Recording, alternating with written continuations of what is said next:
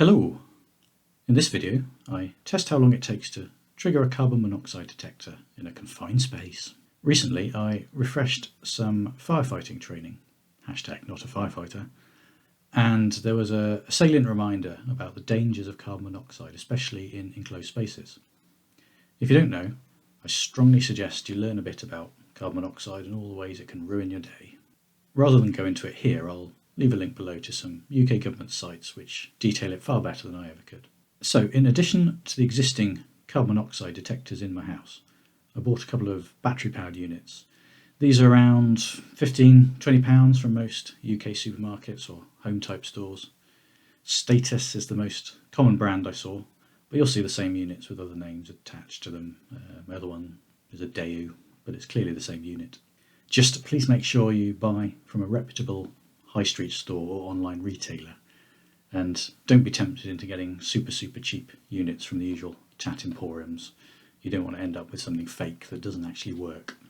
And also, these units can look a little bit like smoke detectors, so just be careful when you're buying to make sure you don't end up with the wrong product. Now, I don't know about you, but I remember back in the day we'd regularly run our bike engines inside a garage or workshop whilst working on them or testing something, or even just leave them ticking over to warm up before changing the oil. And I'll say right now, don't do that. It's a really bad idea. I've not done it for a long time, but it got me thinking. Now we know better, what actually happens when you run an engine in a confined space? How long before it's dangerous? I did look up some tables on safe levels of carbon monoxide, and they all vary a bit between, say, UK and US. But safe to say, you don't want to be breathing it in at all if you can avoid it. So to find out what happens, I'm going to run my bike and see how long before the detector in my workshop gets upset and starts shouting at me.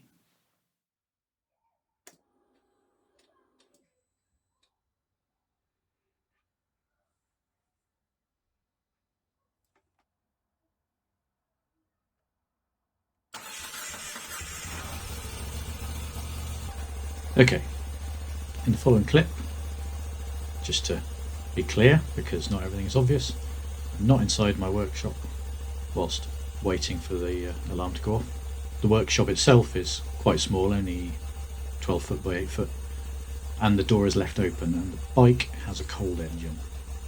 I'll speed up the footage so you don't have to sit through it.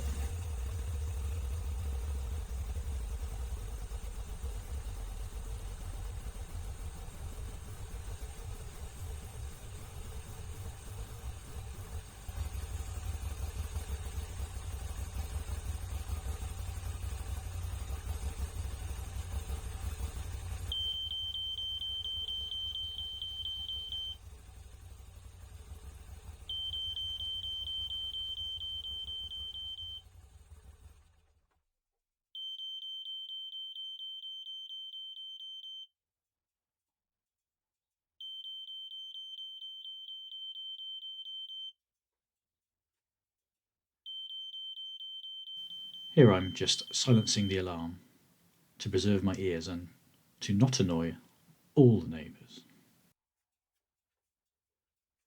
Okay, now the engine is off. I was curious to see how quickly the levels drop down again.